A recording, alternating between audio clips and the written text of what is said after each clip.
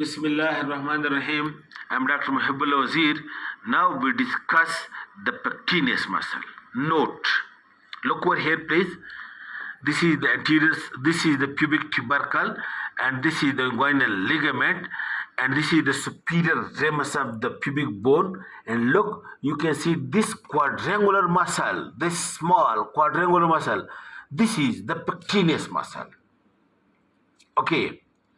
Note, the pectineus muscle, it originate, look, the pectineus muscle, it originate from this pecten pubis and from this surface of the superior ramus of the pubis.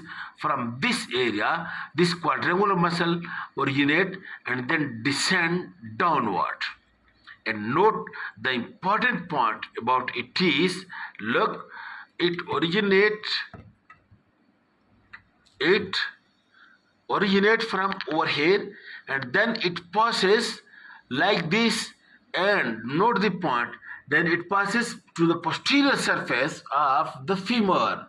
Its origin is from over here, from the upper anterior surface and pecten pubis of pectineal crest of the pubic bone, and then it passes laterally and downward and passes to the posterior surface of the humerus and the femur, and is being inserted over here to a line or crest just below the lesser trochanter, which we also can call it as pectineal line. That is, look, its origin is over here from the anterior side, look, while its insertion is at the posterior side. Okay, and it lies anterior to the hip joint and coming from medial to lateral side. That's why number one, lying anterior to the hip, it is flexion, and number two, coming from medial to lateral, it can adduct.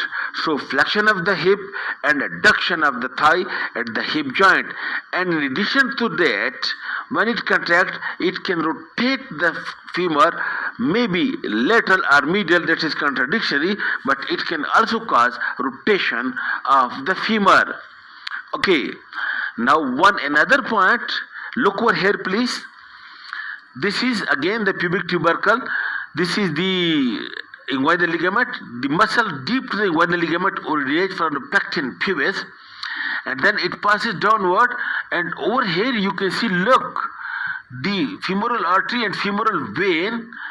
In the femoral sheath, it lies anterior to the pectineus muscle. And look, this is one margin of pectineus, this is another margin of pectineus, and the femoral vessel lies on its surface. And later to that lies the femoral nerve. The femoral nerve gives one branch. Note this special point. This branch passes medially behind or posterior to the femoral sheath to reach the pectineus.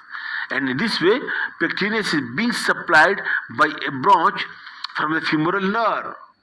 And it is also deep to the pectineus muscle lies the anterior division of the obturator nerve, and it also gives branch to the deep surface of the pectineus muscle. In this way, note the point.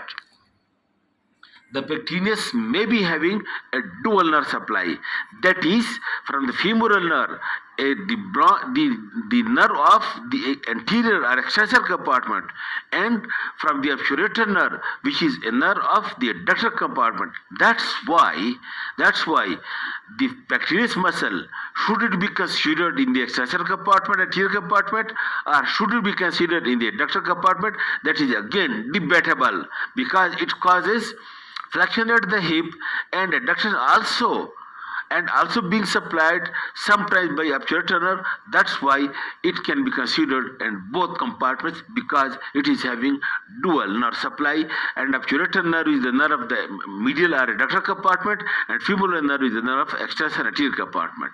Okay, thank you. That is about the adductor, the pectineus muscle. Thank you very much.